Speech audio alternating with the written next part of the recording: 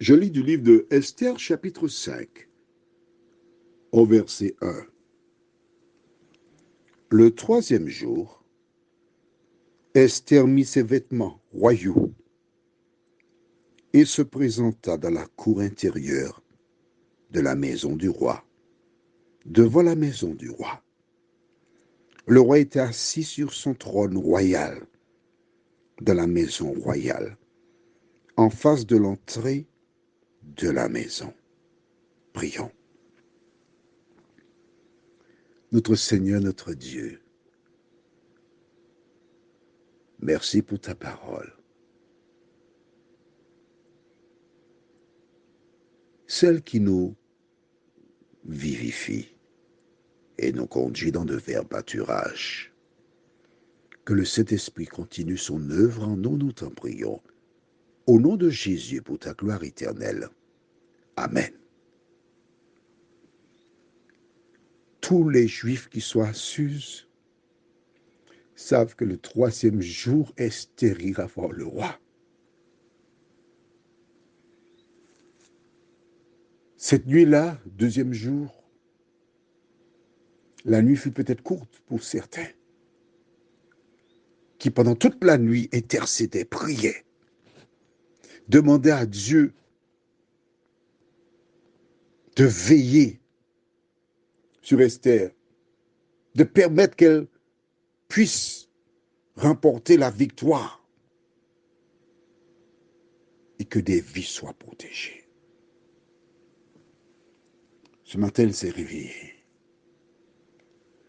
Elle a cherché dans son souvenir les vêtements que le roi appréciait, le parfum, la coiffure, l'apparence, les chaussures, tout pour obnubiler le roi, physiquement, visuellement.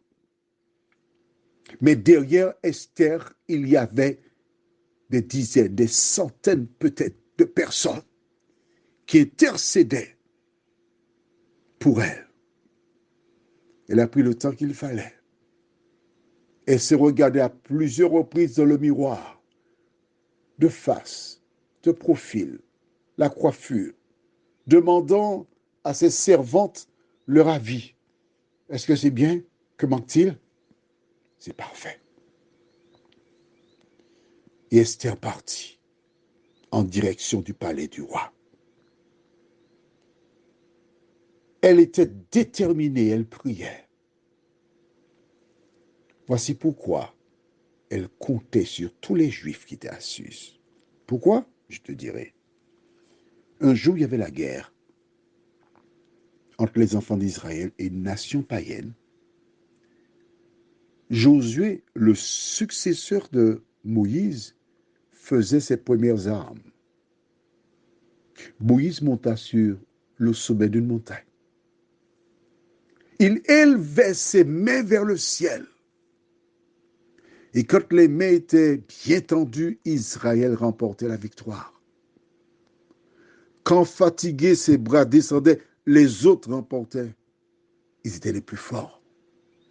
Alors à Aaron et Hur, Aaron le frère de Moïse en l'occurrence, ils mirent une pierre sous son postérieur. Il s'est assis et Aaron tenait un bras, l'autre bras tendu vers le ciel. Et c'est ainsi qu'Israël a remporté la victoire. Cette histoire, Esther la connaissait. Ce récit, pardon, Esther le connaissait. Et c'est pour cela qu'il y a un jeune homme qui est comme un fils pour moi, que j'aime. Après son mariage, sa mère, le Saint-Esprit m'a dit, appelle sa mère.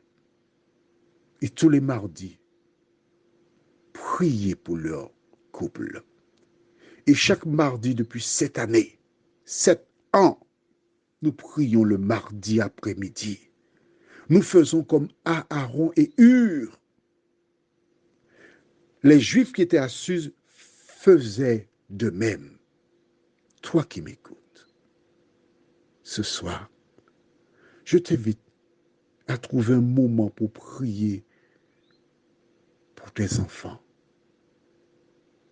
pour ta famille, l'entreprise où tu travailles, pour les dirigeants politiques et autres, afin que l'Éternel accorde le bien-être. Prions, notre Seigneur et notre Dieu, de nous aider à nous rappeler que notre seule mission consiste à élever Jésus, à nous tourner vers lui, car ce n'est pas la beauté d'Esther, son charme, le port, son sourire qui toucheront le cœur du roi, mais c'est toi l'Éternel qui fait toutes choses. De nous aider cette nuit à nous remémorer tout ce que tu fis par le passé, à appliquer ta parole dans nos vies. Nous t'en prions au nom de Jésus pour ta gloire éternelle. Amen. Que l'Éternel veille sur ta nuit, que les anges veillent sur ta demeure et qu'il t'accorde selon sa volonté la vie à ton réveil. Je te souhaite une bonne nuit encore.